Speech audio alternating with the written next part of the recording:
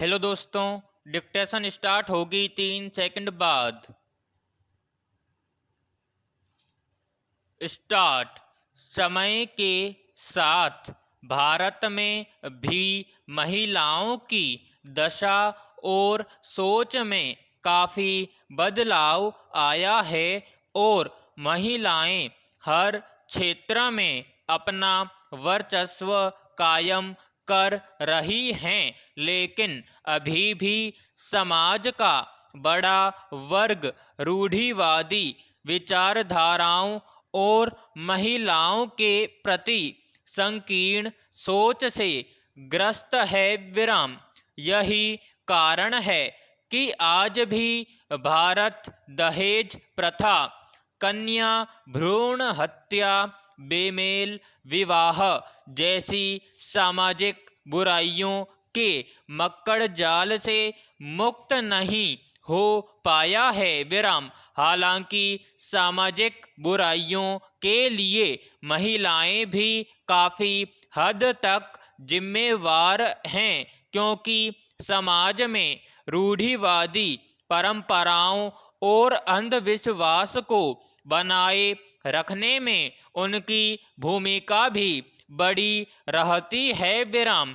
दहेज या घर में लड़की का जन्म लेने पर नकारात्मक बातें करने, प्रताड़ित करने में महिलाएं पीछे नहीं रहती। विराम। हालांकि इसका बड़ा कारण अशिक्षा है। विराम। इसलिए सामाजिक बुराइयों का अंत करने के लिए महिलाओं को अपनी सोच में बदलाव लाना होगा और शिक्षा ही इसमें बड़ी भूमिका निभा सकती है। विराम। पैराग्राफ। बेशक आज भारत की बेटियां विश्व में भी अपनी उपलब्धियों के झंडे गाड़ रही हैं, लेकिन ऐसे में भी आज लड़का लड़की में भेदभाव करने वालों की कमी नहीं है और ऐसी संकीर्ण मानसिकता मात्र गरीब या अशिक्षित लोगों की ही नहीं, बल्कि अमीर और पढ़े लिखे तबके में भी देखी जा सकती है। विराम।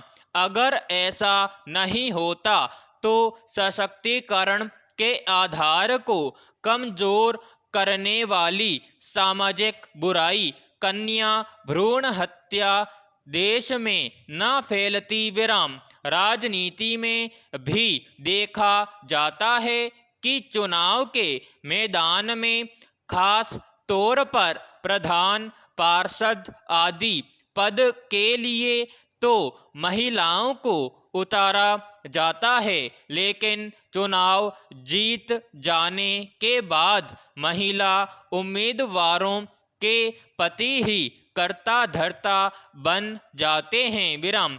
महिला आरक्षण विधेयक का अभी तक पास न होना भी यह इशारा करता है कि राजनीतिक दल भी इस महत्वपूर्ण मुद्दे पर चुप्पी साधे हुए हैं। विराम। पैराग्राफ। भारतीय समाज में पितृसत्ता के अनेक रूप हैं, जिन्हें विभिन्न स्तरों पर देखा जा सकता है। विराम। पितृसत्ता एक व्यवस्था के रूप में किस तरह से काम करती है, इसे समझने के लिए इसकी विचारधारा को अहम माना गया है। विराम। विचारधारा के तौर पर यह महिलाओं में ऐसी सहमति पैदा करता है जिसके तहत महिलाएं पितृसत्ता को बनाए रखने में मदद करती हैं, क्योंकि समाजीकरण के जरिए वे खुद पुरुष वर्चस्व को आत्मसात करके उसके प्रति अपनी सहमति देती है। विराम। उनकी इस सहमति को कई तरीकों से हासिल किया जाता है।